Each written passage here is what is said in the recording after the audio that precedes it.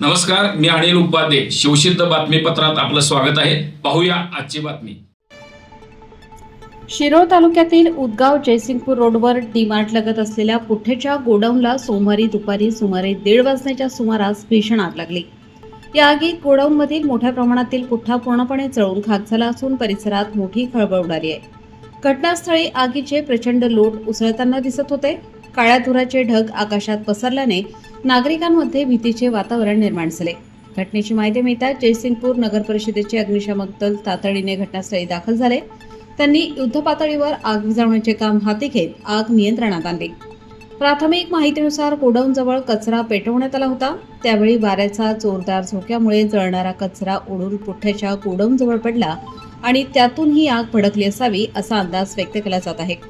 मात्र नेमके कारण अद्याप स्पष्ट झालेले नाही.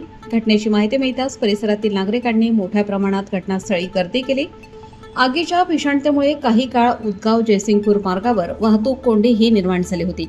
पोलिसांनी घटनास्थळी धाव घेत गर्दी नियंत्रणात केली. या आगीत सुदैवाने कोणतीही जीवितहानी झाल्याची माहिती अद्याप समोर आलेली नाही.